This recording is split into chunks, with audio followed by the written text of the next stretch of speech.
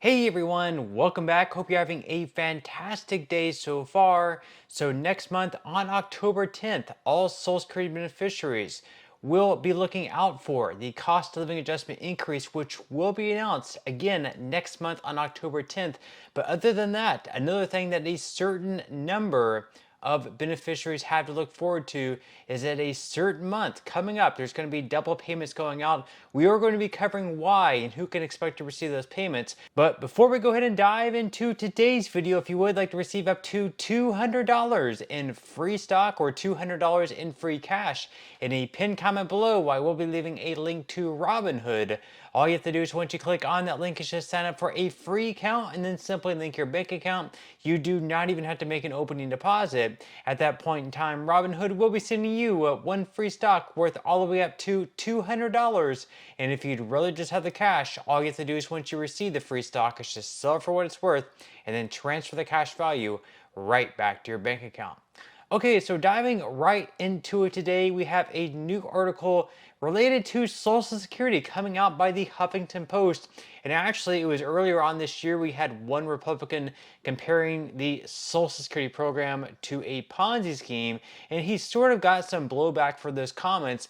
And now we have another Republican. This time, he's running in a race to be a representative in the House. He's going up against Mary Peltola, who is currently representing the Democratic Party. She won the last election mainly because we had Sarah Palin. She was running against another Republican, so they sort of split the votes. And then Mary Peltola benefited from that, and she ended up winning, even though Alaska is a red state. But anyways, we had this Republican in Alaska calling Social Security a Ponzi scheme. We're going to be covering why he is saying that.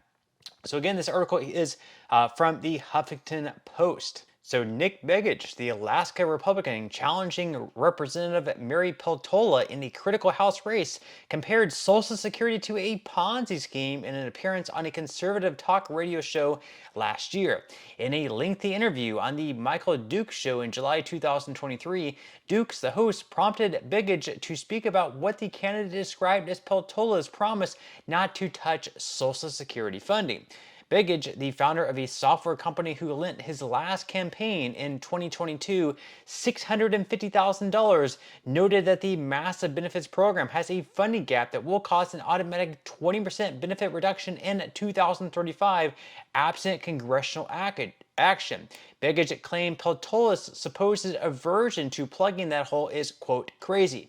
He then criticized the government for investing the trust fund it uses to pay out benefits in U.S. Treasury bonds, which provides a low return on investment other than assets. So basically, first off, what he is saying here, yes, by the year of 2033, possibly maybe 2035, if nothing is done about the trust fund, whether it's bringing more money into the trust fund by taxing Americans more, or having benefit cuts across the board, if nothing is done at all by 2033 through 2035, everyone is going to have to face an automatic cut of anywhere between 19 to 26%. So he is right there. And then furthermore, basically with what they do with the funds in the trust fund is that they invest it into U.S. Treasury bonds, which typically yields like 2% per year, which if invested like in the S&P 500 instead in the stock market, which sure could be risky, but over the last 100 years, it has gained on average anywhere between 8 to 10%. If they were to do that instead of just getting 2% from the US Treasury bonds, which of course are very safe, they could instead be getting 8 to 10%, which of course would be much better. We wouldn't be facing this deadline coming up in 2033 where we would have to have benefits across the board. Now, the article goes on to say that if a young person sought professional advice on how to invest money, quote, they would not tell you to invest in the lowest yielding security available. Social Security's trust fund is invested in treasury bonds because they're widely seen as very low risk, but Begich has a different unsubstantiated theory that Social Security's treasury investments are a way for the government to buy its own debt.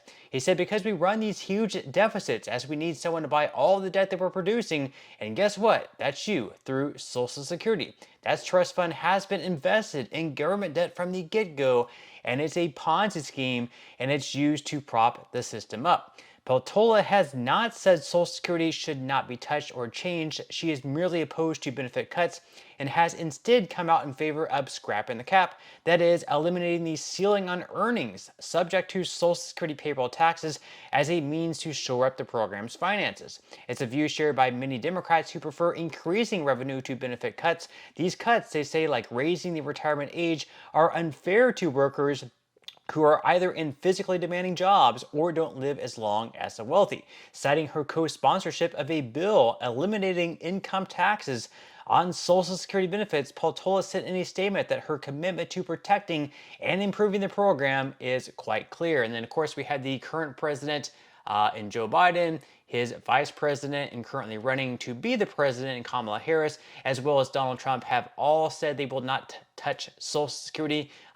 We have had Kamala Harris supporting programs whenever she was in Congress, different bills where the benefits would actually be increasing by $200 per month by taxing the wealthy, increasing taxes, making sure more money is coming into the trust fund. But with that said, leave your thoughts and comments below. Do you believe that Social Security is a Ponzi scheme? Do you think that it will eventually run out? And do you have faith of your elected officials to get something done to make sure that the program stays solvent and that we don't see these massive cuts take place within the next decade? Leave your thoughts and comments below. Now, in some other news, of course, like I mentioned earlier on in today's video, we are going to have a month coming up where certain beneficiaries of Social Security are not going to be just receiving one payment.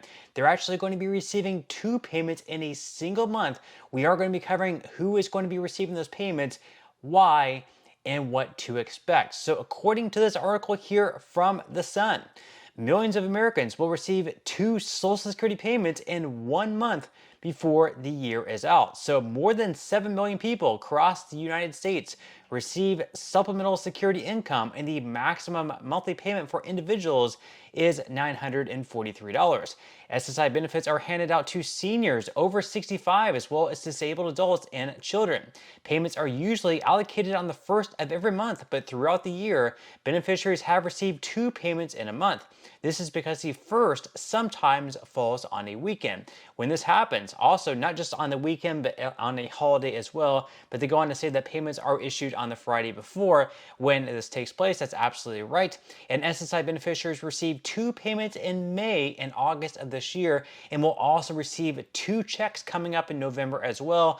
One check will be issued on November 1st per usual, and the second payment will be issued on November 29th. That's because December 1st is going to be falling on a weekend. Americans will not receive an SSI check on Sunday, December 1st, once again, because that's a weekend, but they will receive a payment on December 31st, and individuals can receive a maximum check of $943, while couples can pocket up to $1,415. Also not mentioned in this article, that payment coming out on December 31st is going to be bigger than what you've been receiving all year long. That's because your December 31st payment is actually just going to be your January 2025 payment, coming a little bit earlier, because once again, that January 1st is New Year's Day, a holiday, and that's why you're going to be receiving that payment just a little bit earlier, and that's going to be factoring in your cost of living adjustment increase. But that's all we have for today's video. I certainly hope that you enjoyed and found value out of it. If you did, again, I would greatly appreciate if you could give this video a like, consider subscribing to my channel if you have not already, and I will see you in the next video.